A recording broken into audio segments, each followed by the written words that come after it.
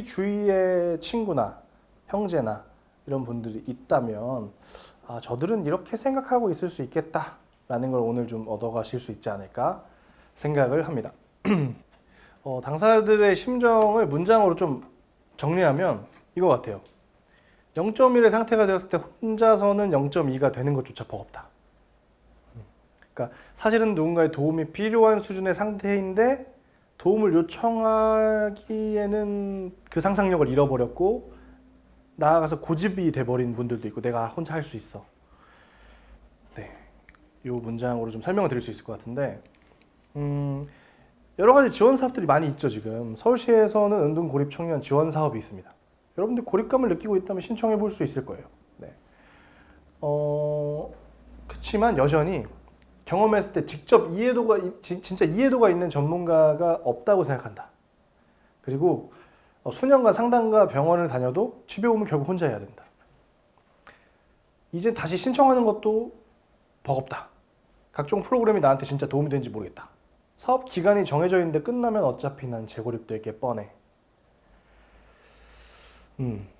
왜냐면 우리가 흔히 이런 문제를 다루는 전문가 딱 직업을 하나 생각하면 뭐가 떠오르세요? 심리상담사, 또 정신과 의사. 네. 근데 그분들도 잘 몰라요. 지금 이 문제에 대해서. 모를 수밖에 없죠. 새로 나타난 현상이고 아직 이 친구들 많이 만나본 적이 없으니까. 근데 우리가 흔히 생각했을 때 그렇게 하면 좋아질 거라고 생각하지만 그렇진 않습니다. 그러니까 좀 더 개발이 필요한 과도기인 거예요, 지금. 왜냐하면 상담센터에서도 오는 내담자에 특화되어 있습니다. 오지 않는 내담자한테 어떻게 접근하는지는 사설 탐정이 더 잘할 거예요. 아마 상담사분들 잘 모를 수 있습니다. 그리고 복지사분들도 청년은 복지의 대상이 아니었어요, 원래. 그게 굉장히 최근의 개념이고 심지어 그 청년이 복지의 대상인 것도 아직 익숙하지 않은 분들이 많은데 심지어 집 밖에 나오지 않는 청년들이라니. 우리가 어떤 게 개발되려면 임상 경험이 있어야 되는 건데 그런 경험이 아직 너무 없기 때문에 초기 단계인 것 같아요, 실제로. 그렇다 보니까 좀 저랑 솔직하게 얘기를 할 수 있는 사업들을 거쳐갔던 당사자들, 회복된 당사자들이 이렇게 응답을 했었던 것 같습니다. 관계가 힘들다, 중재자가 필요하다, 그리고 프로그램 이거 하면 좋아지는지 모르겠다, 그리고 이제 나 재고립될 것 같다, 이거 끝나면, 이렇게 응답을 했습니다. 제가 가장 기자분들에게 이해가 안 되는 것 중에 하나가 지금 은둔하고 있는 분 취재 가능할까요? 라고 물어보는 분 기자분들이 있거든요. 그게 가능하겠냐라고 말하고 싶긴 해요. 그러니까 반대로 말하면 그런 분들에게는 물어볼 수 있다고 하더라도 유의미한 인사이트를 듣기 힘들거든요. 내가 발등에 불이 떨어졌는데 뭐 필요하세요? 모르겠는데요. 나도 내가 왜 이렇게 됐는지. 그래서 회복된 사람들한테 묻는 게 굉장히 중요해요. 회복되고 성찰까지 좀 한 사람들한테 묻는 게 가장 정확한데 그런 분들에게 좀 물어봤더니 아까와 같은 답변을 해주셨습니다. 그래서 저희가 보통 이제 뭐 여러 가지 개입들을 하고 있는데 그 중에서 오늘 한 가지 사례 정도만 얘기를 좀 드릴까 해요. 우리가 진짜 10년 이상 은둔해 본 사람의 심정으로 지금부터 들어가 보는 거예요. 중학교 이후 필수적 외출 외에는 바깥 활동을 하지 않았습니다. 이분은 이제 공익근무나 이발 때문에 외출한 적이 있었고 부모에 대한 분노가 너무 심해요. 부모가 집에 처박혀 있으라고 한 다음부터 집 밖에 안 나왔거든요. 근데 이제 사실 그 말 단순한 한마디에 안 나오진 않았을 거 아니에요. 그 이면에 이제 제 과거처럼 여러 가지 서사가 있었을 텐데 부모님이 그걸 좀 캐치를 잘 못 해주시던 상황이었습니다. 그래서 이 사람에게 접근할 때 우리가 보통 방문 상담이라고 하면 문 안 열어주는 사람한테 찾아가서 뭔가 어떻게든 해야 될 것 같잖아요. 근데 그렇게 하면 여러분 열어줄 거예요? 여러분도 만약에 제가 갔어, 이렇게 비주얼 이런데 갑자기 괜찮으세요? 좀 도와드릴게요. 그럼 뭐 어디 깡패라고 생각할 수도 있잖아요. 그러니까 어떻게 보면 이 사람을 진짜 탐정처럼 생각해야 돼요. 어떻게 하면 파고들 수 있을까?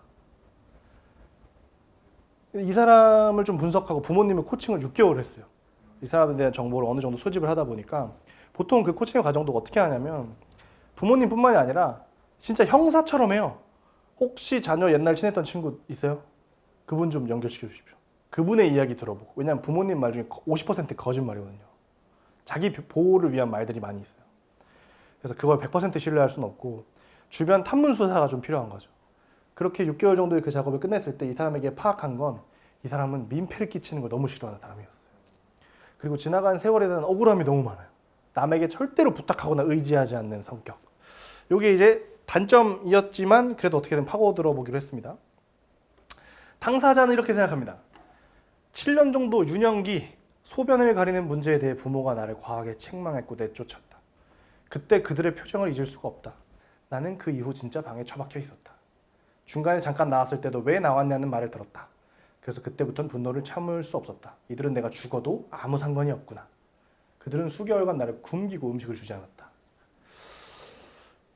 당사자 입장이에요. 일단 당사자 입장이고 그러니까 핵심은 그거였던 것 같아요. 유년기에 받은 상처가 꽤 컸고 그거를 그때 좀 잘 케어해줬어야 되는데 정말 사랑하지 않는 부모들이구나 나를 이걸 어렸을 때부터 느낀 것 같아요. 그러니까 소변 못 가릴 수도 있는데 그때 진짜 그거에 대해서 이제 너무 과하게 그러니까 뭐 너 다음부터 그러면 안 돼 이게 아닌 거죠. 너 같은 애 쓸모 없어. 약간 이런 뉘앙스를 썼던 것 같아요. 근데 이제 그게 나름대로 훈육 방식이셨던 것 같은데 그거가 해소가 안 된 상태로 나는 사랑받는 만한 존재가 아니야라는 생각이 생긴 채로 너무 자라버린 거죠. 그래서 초등학교 때부터 자살 시도를 하셨다고 해요. 그래서 이게 당사자 입장이고요. 어릴 때 기억은 잘 나지 않지만 양육 방법을 잘 몰랐던 것 같다. 자녀가 어릴 때 기억은 명확하지 않다. 하지만 사랑하지 않았던 것은 아니다. 7살 때 그런 일이 있었다면 그 이후에 잘 케어를 했어야 됐는데 그걸 놓친 것 같다. 현재도 주택 청약 적금을 수천만 원 계속 모아왔다. 수개월간 굶겼던 것도 아니다. 그럼 사람은 살 수가 없다. 와, 진짜 어렵죠. 도대체 누구 말이 맞는 거야? 이게 거의 수사라니까요, 이게. 그래서 어떻게 하지 하다가 고민하다가 이렇게 접근을 하기로 했습니다. 전문 상담 선생님이랑 제가 같이 갔어요. 왜냐하면 망상이 있을 수도 있다고 우려가 되는 상황이었기 때문에 임상심리사분이랑 같이 방문을 했습니다. 이제 근데 4개월 동안 굶으면 사람이 죽지 않나요? 이런 대화를 하다 보니까 진짜 굶었다고요? 이러면서 이제 쫓겨났어요, 상담 선생님이. 그래서 저는 상담 선생님이랑 같이 간다고 해서 좀 마음 안도를 했는데 상담 선생님 쫓겨나서 저 상담 선생님 저한테 이제 혼자 가셔야 될 것 같습니다. 그래서 이제 혼자 가게 됩니다. 그래서 저는 뭐 그런 걸 형성했죠. 나 상담사도 아니고 의사도 아니고 나 경험했고 나도 부모님 마음에 안 들고 너네 부모님도 마음에 안 드는 것 같은데 좀 도와줄게. 이런 뉘앙스를 계속 내비쳤어요. 근데 여기서 핵심은 저거를 보통 희망이 없다고 보잖아요. 그러니까 오지 마세요. 근데 저는 희망으로 봤어요. 문자를 통해서 나한테 거절했네. 그럼 이 문자라도 끊기지 않도록 유지해야겠다. 그게 제 개입 방법이었던 거거든요. 그러니까 이제 한 몇 개월에 한 번씩 안부만 물을 수 있게끔. 이 사람 민폐 끼치기 싫어하니까 거절은 또 직접 하니까. 그런 것들을 파고드는 거죠. 이분이랑 문자도 끊기면 어떻게 해요? 뭐 때려 부시고 들어갈 수도 없고. 그래서 그 대화에 정체감을 주지 않기 위해 노력했어요. 대화는 즐거운 것일 수도 있다라는 느낌을 주기 위해서 노력을 많이 했습니다. 근데 이제 인지시키려 할수록 멀어졌어요. 본인이 이 상황을 극복하고자 하여 우리를 만나주는 게 아니라 미안해서 만나주는 거였던 거예요. 그러니까 이게 단기간 안에 해결될 거라고 생각하는 순간 스트레스예요. 그럴 수 없어요. 이미 사람을 못 믿게 된 표현이 적절하지 않을 수 있는데 이미지상으로만 떠올려 보세요. 유기견을 떠올려 보세요. 못 믿죠, 사람을. 시간이 필요하잖아요. 내가 밥을 주고 기다려주고 그렇게 사람을 다시 신뢰할 수 있는 시간이 필요하기 때문에 1년 동안 그렇게 생각을 하고 갑니다. 그래서 맨날 잡담만 해요. 일본에서도 이제 관련 그 히키코모리 지원 책 중에 그런 내용이 있거든요. 어떤 자녀가 야구를 하고 왔는데 홈런을 치고 온 거예요. 그럼 뭐라고 하실 거예요? 잘했다. 다음날 안타를 치고 왔어요. 그럼 뭐라 하실 거예요? 잘했다라고 해줘야 되는데 조금만 더 하면 홈런 또 칠 수 있지 않을까? 요런 게 이제 우리나라 부모님들도 또 약간 하는 거잖아요. 그러니까 이 친구는 어느 순간 홈런을 치지 않으면 대화를 할 수 없는 아이로 자라버린 거예요. 사실 야구를 하고 왔다만으로도 대화를 할 수 있으면 좋을 텐데. 그래서 그런 대화들만 했어요. 그냥 일상적인 대화들만 하는 거죠. 보통 이제 정부 지원 사업의 한계가 뭐냐면 회기가 정해져 있다 보니까 한 7회기 때쯤 이제 한번 푸시를 하는 거죠. 근데 그게 적절하지 않을 수도 있거든요. 어떤 사람한테는. 그래서 저는 1년을 잡고 했습니다. 네. 그래서 이게 보통 이런 상황에서 그 부모나 가족의 조급함에 휘둘리거든요. 부모님이 그래도 한번 지금쯤이면 한번 뭐 쉬어서 입주해보라고 하세요. 근데 이제 상담사가 그러다 쫓겨났기 때문에 저마저 쫓겨나면 안 되니까. 그러다가 수개월 동안 그 작업만 하다 보니까 욕구를 포착했습니다. 아, 이 사람은 지나간 세월에 대한 억울함 때문에 어떤 게 있었냐면 랍스타는 무슨 맛일까? 라는 게 궁금했던 거예요. 비싼 음식은 정말 어떤 맛일까? 왜냐면 집에서 항상 부모에게도 민폐를 안 지키려다 보니까 라면 같은 거나 먹고 굉장히 식비를 절약했어요. 그래서 그걸 파고들어서 그럼 랍스타를 제가 한번 사드릴게요. 그래서 결국 어떻게 됐냐? 1주년이 됐습니다. 1주년. 여자친구도 아니고 1년이 됐을 때 이제 막 여러 가지를 언급했어요. 이제 제 말이 맞다는 거에 대해서는 인정하더라고요. 1년 만에 제가 거의 제대로 얘기한 게 처음이었거든요. 근데 여기서 이렇게 얘기하시더라고요. 만약 올해도 스스로 해결하지 못한다면 내년엔 당신 말을 듣겠다. 근데 제가 이거를 당사자들한테 자주 듣는 레파토리예요. 저 말이 나오면 대부분 거의 해결된 겁니다. 올해는 안 넘겨요. 이미 마음이 열린 거예요. 이미. 그래서 저런 걸 좀 포착할 수 있으면 좋은 것 같아요. 우리가 단어를.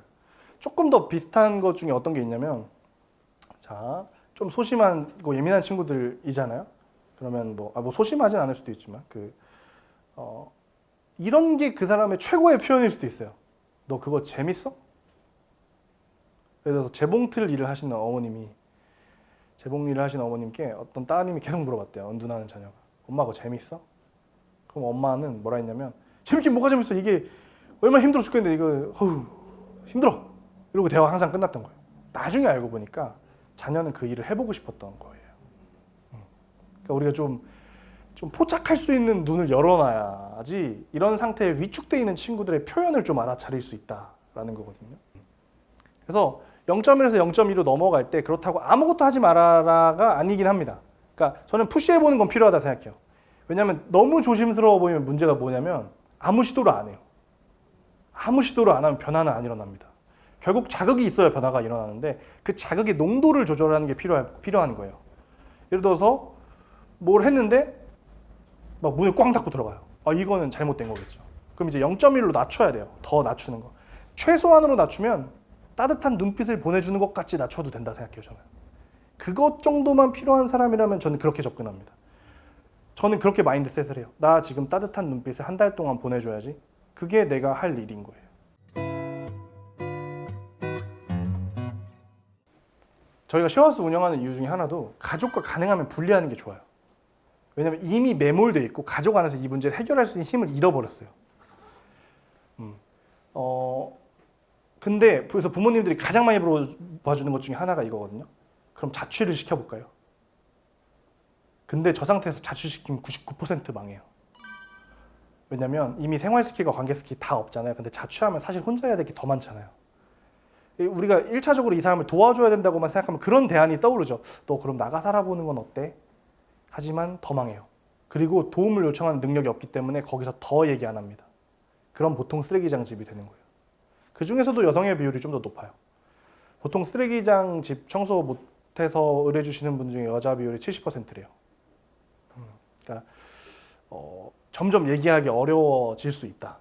그리고 만약에 이 상태에서 제안할 수 있잖아요. 친구한테. 야, 그래도 이번에 이런 좋은 프로그램인데 너 한번 가봐. 근데 그 친구가 맨날 30분씩 듣고 아니면 간다 그랬는데 5번째 안 가요. 그럼 여러분도 아마 지칠걸요. 넌 진짜 정신을 못 차리는구나. 너 그럼 그렇게 살아라. 이러고 그냥 그 친구와의 관계가 끝날 수도 있겠지만 내가 진짜 아끼는 친구랑 우리가 한번 생각해 봐야 되는 게 의지가 없다고 돌려보낼 문제가 아니에요. 이게 그 시간 약속을 지키기 어려운 사람들인 거예요, 애초에. 그러면 그런 프로그램을 만들어야 되는 게 맞는 거고 오히려 부채감을 느끼지 않게 해주는 게 필수적이에요. 저도 당사자 방문을 하잖아요. 그러면 5, 6번 가면 한 번도 못 만날 때도 있어요. 분명히 약속을 했는데 저도 예전에 과외 선생님들을 그렇게 돌려보낸 적이 많거든요. 정말 죄송스럽더라고요. 그 과외 선생님들의 마음을 이제 알 것 같아요. 근데 어쨌든 저도 처음에 화났는데 나중에 어떻게 하냐면 계속 약속을 다시 잡아요. 어떤 사람은 새벽이 타이밍일 수도 있어요. 그래서 그 시간을 계속 조정하다 새벽 4시에 만난 사람도 있어요. 그 사람의 리듬과 템포가 그때였던 거죠. 그래서 그런 시선이 좀 필요하고요. 그래서 요즘에 상담센터도 다 카톡 상담 24시간 열어놓죠. 일단 문의하라고. 그거 도입하기 전이랑 도입하기 후랑 차이가 굉장히 많이 난대요. 왜냐면 전화하기 힘든 사람들도 있으니까. 그리고 그냥 게시된 형태의 정보가 더 유효하다. 적극적으로 정보를 막 알려주고 링크를 보내는 거 그렇게 유효하다고 생각하지 않아요. 친구가 만약에 그러고 있다. 내가 링크를 보내. 야, 이게 있다더라.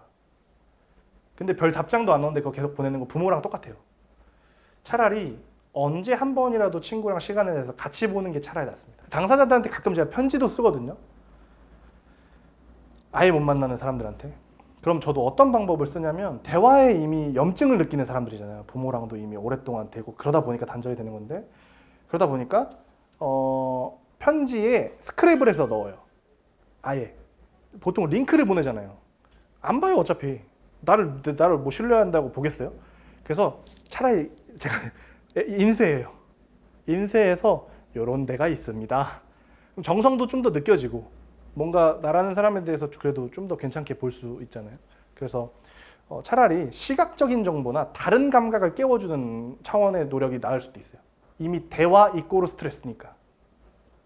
대화를 좀 덜 하면서도 정보나 자극을 줄 수 있는 거. 그럼 이제 이런 강의들을 쭉 하다 보면 어떤 얘기를 하시냐면요. 그러면 가만히 있으라는 거예요? 뭐 어떻게 하라는 거야? 그러신 분들이 있어요. 그러니까 사실은 본인이 불안한 거거든요. 본인이 불안한 거예요. 자녀의 삶과 내 삶이 동일시돼서 불안한 건데 아무것도 하지 말라는 게 아니라 그 뭐랄까요? 사실 가장 어려운 걸 시키는 거예요. 아주 느슨한 자극을 지속적으로 줘야 된다라는 아주 어려운 미션을 드린 건데 그걸 깨닫지 못하는 거죠. 그러니까 이게 굉장히 중요합니다. 친구든 누구든. 만약에 저는 내일 옆집에 은둔하고 있는 사람 발견했다. 그럼 일단 한 1년 잡고 시작할 것 같아요. 오케이. 내년 봄쯤에 나오시겠지? 라고 생각하고 뭘 해보면 좋을까? 일단 생각을 할 것 같아요. 편지를 써볼까? 근데 편지를 부담스러워하면 어떡하지? 이런 고민들이 좀 필요한 거죠. 그래서 뭔가 느슨한 자극을 줄 것 같아요. 근데 일단 옆집이 은둔하고 있으면 일단 편지 쓸 것 같긴 하네요. 저 같으면. 그 대신 좀 신뢰할 수 있는 편지를 쓰겠죠. 그리고 이것보다 사실 더 중요한 게 뭐냐면요. 그 감정 전달이에요, 사실. 부모님들이 이제 가장 많이 하는 문제가 이런 강의를 아무리 해도 의미가 없고 부모님들이랑 보통 실습 코칭이 훨씬 유효한 게 자녀한테 사과를 해야 될 게 있으면 사과를 해야 되잖아요. 근데 미안하다. 잘못했다. 이렇게 그냥 해버린다던가. 전달이 하나도 안 되는, 놀리는 것 같고. 그래서 감정에 익숙하지 않으신 분들이 많아요. 그래서 제가 부모님들한테는 이제 차라리 연기학원에 가셔라. 이런 말씀을 드리기도 하거든요. 그래서 우리가 연습을 해보는 게 필요합니다. 그런 차원에서 연극적인 요소들이 꽤 유효하죠. 현실이랑 가장 비슷하니까. 내가 정말 저 친구를 설득해야 된다면 나한테 정말 그런 표정이 묻어나오고 있긴 한가? 난 정말 간절한 말투로 얘기하고 있는가? 신뢰감을 주고 있는가? 를 점검해 봐야 됩니다. 내가 생각보다 나를 3인칭으로 봤을 때 내가 너무 잘못된 감정의 메시지를 전하고 있을 수도 있기 때문에 사실은 어떤 방법론보다 훨씬 중요한 거는 진심을 전달할 수 있는가 없는가. 그게 굉장히 핵심이라고 생각합니다.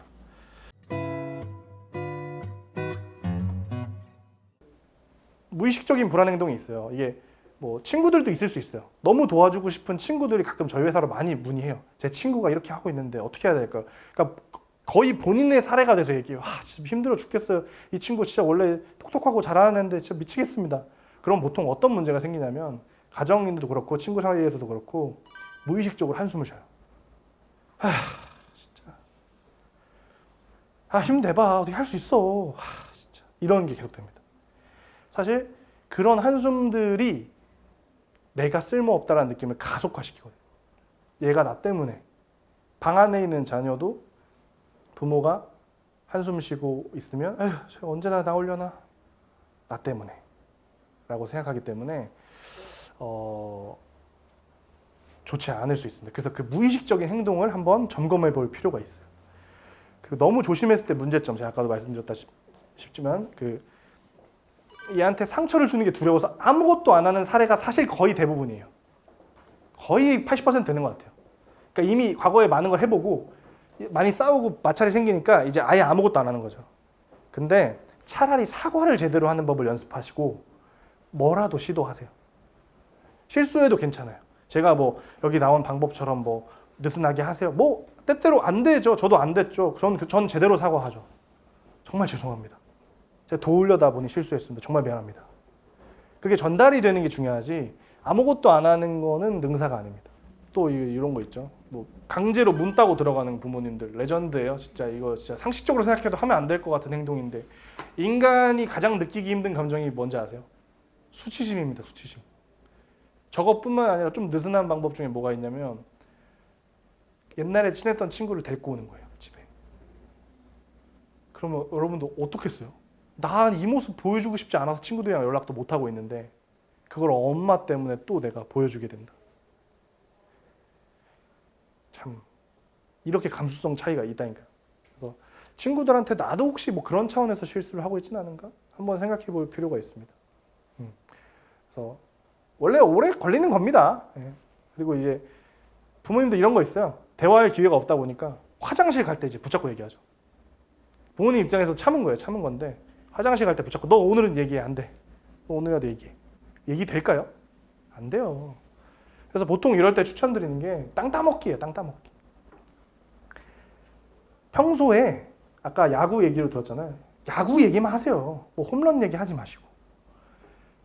근데 일주일에 한 번, 한 달에 한 번, 어떤 사람 반년에 한 번 정도 홈런 얘기를 하면 돼요. 그 얘기를 시간을 정해서 약속해서. 그게 존중이죠.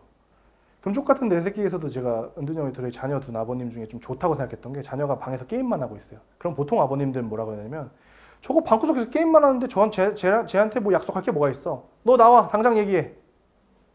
근데 그 아버지 어떻게 했냐면 너 지금 시간 되니?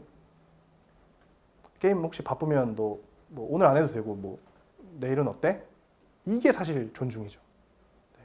물론 뭐 모든 케이스에서 존중만 한다고 되는 건 아닌데 기본적으로는 마음이 무너져 있는 경우가 많으니까 이런 방법론이 훨씬 더 유효하다, 프렌들리하다라는 걸 말씀드리는 거고 어떤 경우에는 좀 강제적인 게 필요할 수도 있어요. 그건 진짜 전문가랑 얘기해야 되는 문제인 거고 대부분의 경우는 그렇지는 않을 거예요. 그래서 제가 추천드리는 방법은 친구가 만약에 은둔하고 있다.